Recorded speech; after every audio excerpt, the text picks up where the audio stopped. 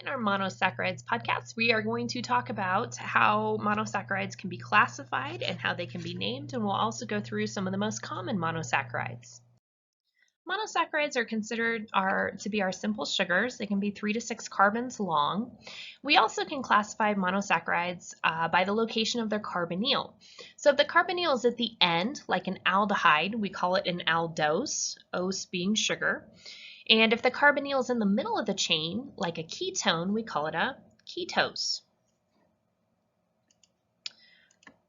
All right, so these examples are really good ones. D-ribose has your carbonyl at the end of the chain. It is carbon number 1, so this would be considered an aldose, and the same with your enantiomer of that, and we'll talk about that more later.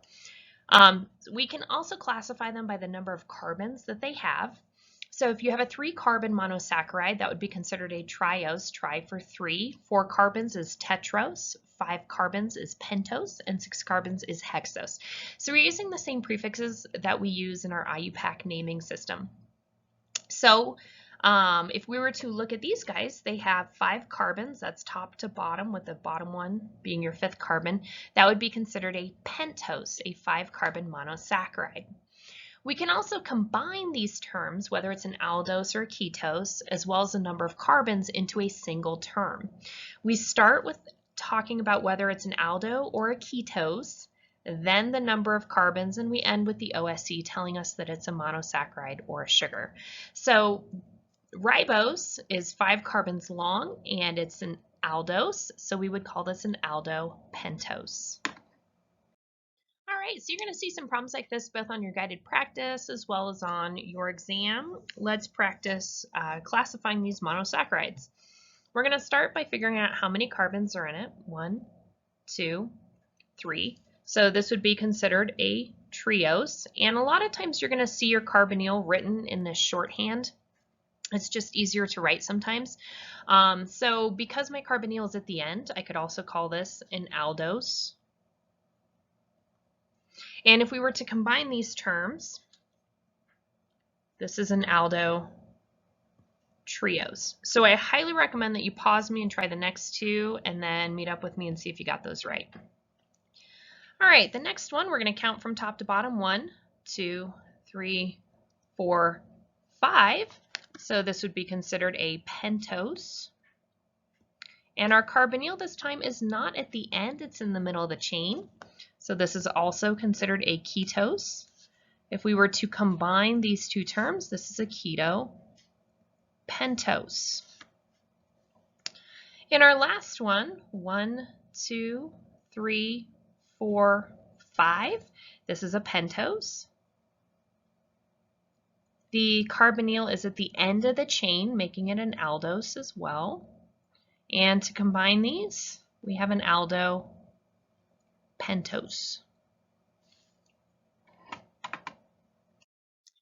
All right, most monosaccharides are aldoses, meaning they have the carbonyl at the end of the chain. Those monosaccharides taste sweet and they're water soluble because they are a polyhydroxyl.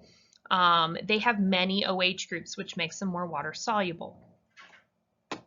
Some common examples of monosaccharides are aldohexoses, are glucose and galactose, which you will be responsible for memorizing the structure of, which we'll see on the next slide. Glucose, I'm sure you've heard a lot about glucose in your career as a student. They are the building blocks for polysaccharides, both starch and cellulose and glycogen as well. Insulin regulates your blood sugar levels in your body. It also stimulates the uptake of glucose into tissues so that it can be converted then to glycogen, which is our storage molecule or our storage polysaccharide, if you will. Any excess that we cannot store gets converted to fat. Galactose is a stereoisomer of glucose, and it is also one of the monosaccharides that's found in the disaccharide lactose, which we saw in the last podcast. An example of ketohexoses are fructose, and we'll talk more about that on the next slide. This is considered a fruit sugar. It's also one of the monosaccharides that's part of the disaccharide sucrose, also known as table sugar. All right, so now it's homework time. We have 4 Fisher projections of monosaccharides that you have to have memorized.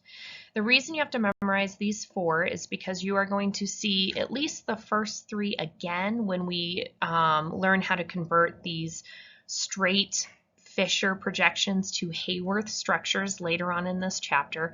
And then you're also going to need to know them well because you're going to have to be able to identify them in their Haworth structure as well as in a disaccharide form.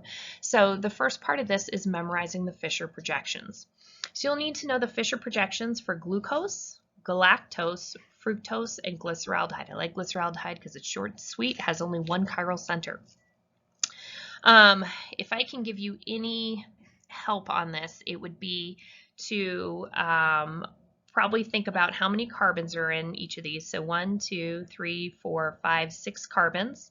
And then starting with the second carbon, your OH group is on the right, left, right, right. And we're going to learn later that this is actually the structure of D-glucose, but you don't need to worry about that right this second. Galactose, also 6 carbons long. The OH pattern, right, left, left, right. Each of these has the same tail, and each of these are aldoses, so they're going to have the carbonyl on carbon number 1. Fructose is going to have, and I call these guys tails because they're achiral. They have 2 hydrogens on them, which makes them not chiral. They have 2 tails, one at the top and one at the bottom. It's also 6 carbons long, but the carbonyl is going to be in the second position. This one, if you had all of these on a test and you had to say which one is fructose, is so easy to identify because the carbonyl is not at the end. It's a ketohexose. But if we were following the same pattern after the carbonyl, left, right, right for this pattern. So get these memorized so that we can apply this in the later portion of chapter 20.